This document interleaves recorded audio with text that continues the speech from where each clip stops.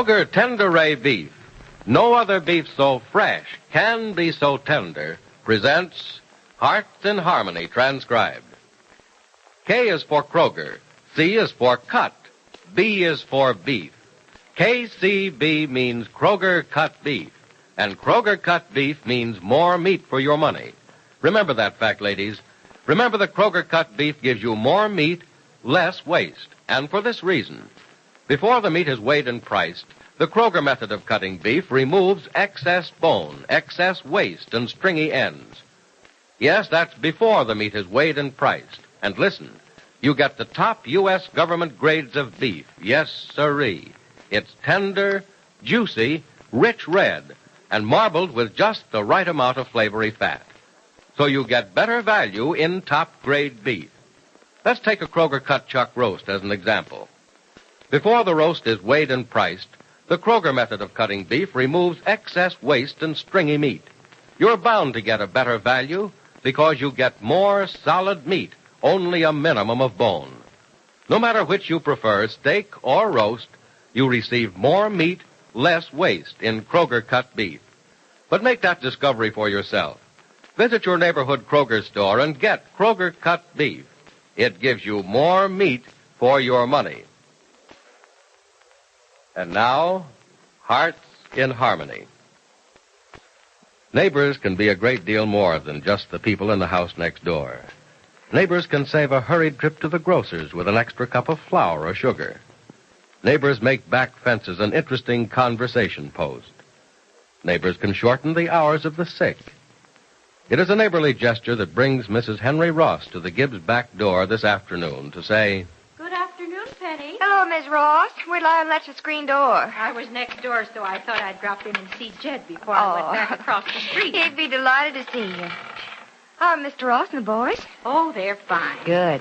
Oh, I have to keep the screen door locked or Julie'd be running in and out 100 times a day. Oh, Julie's the new little girl who's living here, isn't she? Mm-hmm. Peg Martin's daughter. I've seen her playing on your front lawn. She's a lovely-looking little girl. And my, but she keeps herself busy. Oh, she certainly does.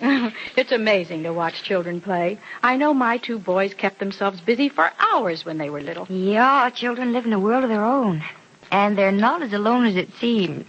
Imaginary people are all around them. I know. My boys used to scold me for stepping on their invisible friend. I got the same thing from little Julie. I understand that I squashed her most beautiful fairy princess the other afternoon. Oh, what a shame. Mm-hmm. But it turned out all right. It seems that a witch came along with a magic wand, and the princess was all right again. Isn't it too bad there are no magic wands in real life? Oh, yeah, it sure is.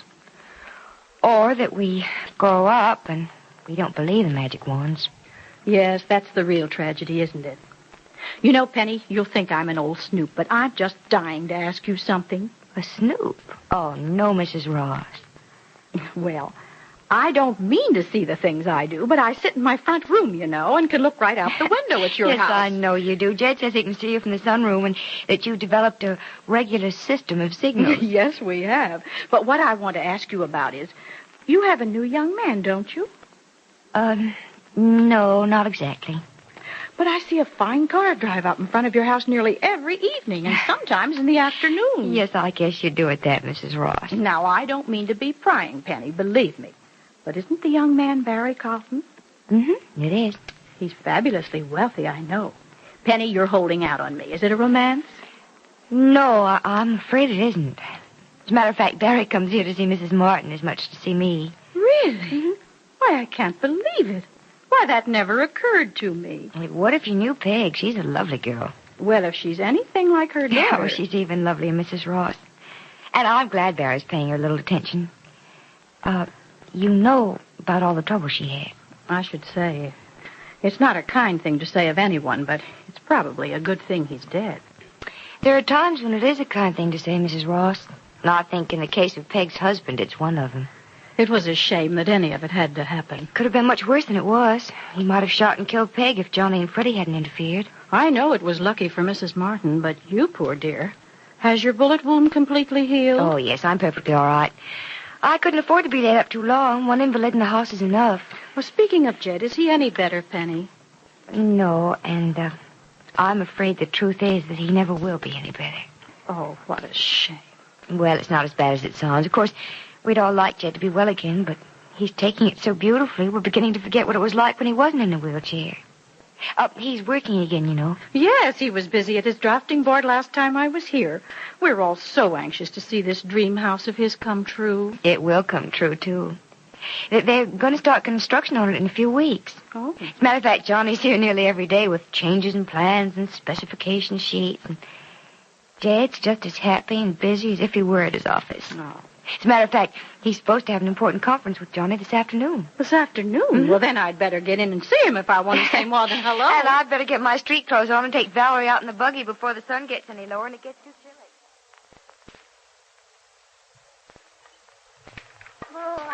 Yes, you like going for a walk with me, don't you, Valerie? Oh, you think it's a big joke, do you? Well, you just wait till you're bigger, and then you can push me around in the buggy. Yes, you Hello, can. Penny. Oh, hello, Johnny. Hey, wait for me, will you? Okay, I'm waiting. I saw you way down here as I started up the walk to your house. You and Valerie mind company? Nope. But, won't Jed mind waiting for your meeting? Oh, that isn't for an hour yet. I dropped by early just to talk to you. Now I'll walk. All right. I don't see a car in front of our house. Where is your car? Oh, it's in the shop. I took the bus. Here are the final plans for Jed's dream house. And the plans are a dream, too. I wish you'd stop calling it Jed's dream house. Hmm? I mean, don't you think that you should get some of the credit? No, let's not go into that. Where are you walking? Down this way. Okay, suits me. Suits you too, Valerie?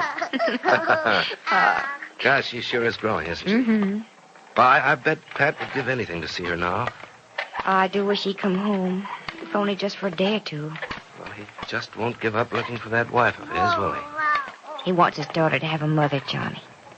And he loves Suzanne in spite of the fact that she ran off and left him. Yeah, and left Valerie, too. Only a few weeks old. Gosh, I don't see how even Pat can ever forgive Suzanne for that.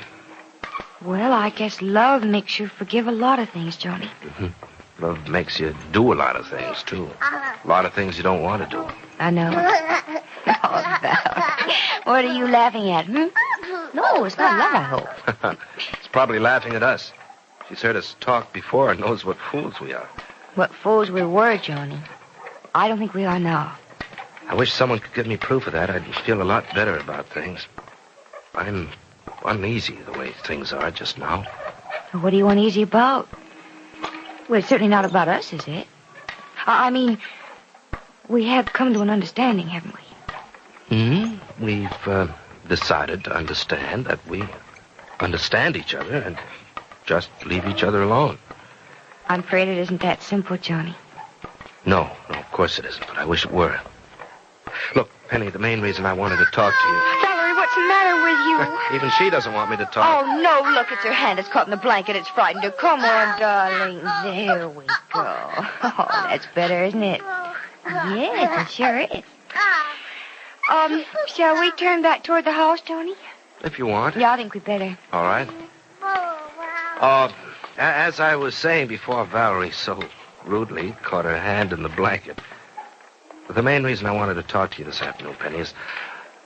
Well, I've been doing some serious thinking, and, I'd like to sit down with you tonight in some quiet place and tell you something.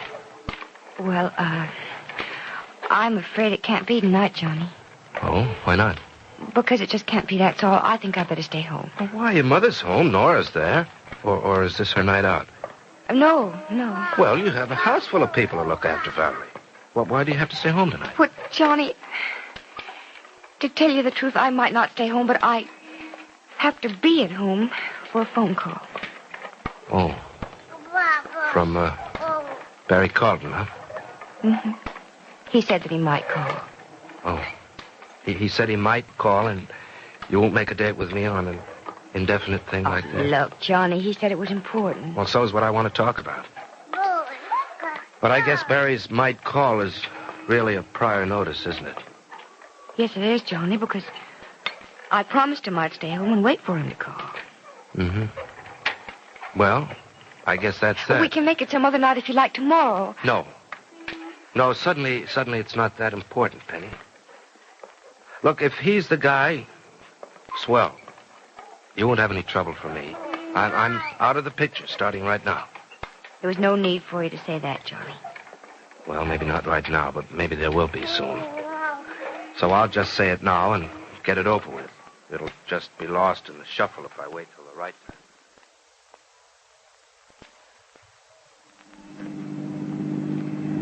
Oh, Barry, I just hate to be driven home late as it is.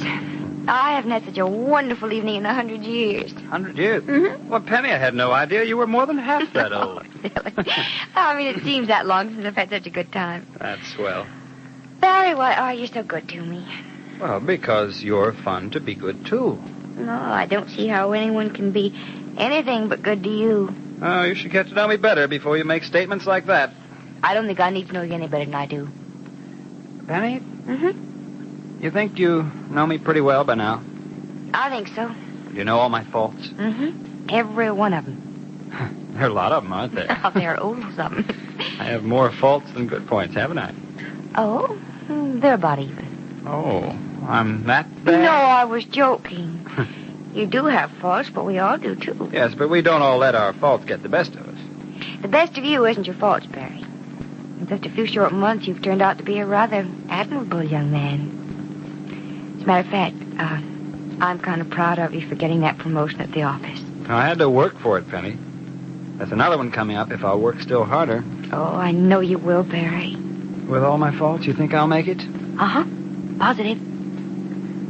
You're, pretty sure of me then, aren't you? Do you mind? No. In fact, that's one of the things I've been trying to find out. Look, do you mind if we pull up to the side of the road for just a minute? Well, Barry, We'll I stay don't- here just a minute. Look, Barry, Listen, Penny, I just want to ask you something, and I want to look at you and not the road when I ask you. All right. Penny, maybe this will come as a shock to you. Maybe it won't. But it's been something I've wanted to ask you since the first time I saw you. Well, what is it, Barry? Penny, I love you dearly. And I want to ask you to marry me. Is wealthy Barry Carlton sincere in his love for Penny Gibbs? Penny is in love with Barry. Will she marry him? Be sure to listen to the next dramatic episode of Hearts in Harmony. KCB. KCB. KCB means Kroger cut beef. And Kroger cut beef means more meat for your money. Right. Kroger cut beef gives you more meat, less waste. Because before the meat is weighed and priced, the Kroger method of cutting beef removes excess bone, excess waste, and stringy ends.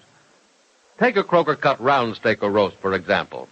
The Kroger method of cutting beef removes excess waste and stringy meat before the steak or roast is weighed and priced.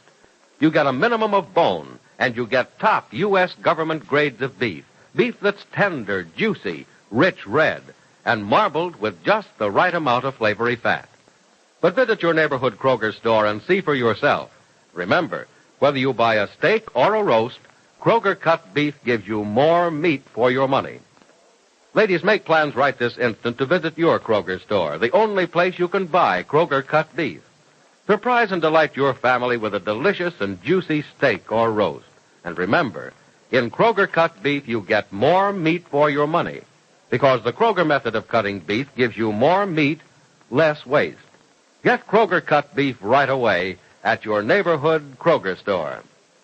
Be sure to join us again Monday, same time, same station, for another thrilling transcribed chapter of Hearts in Harmony.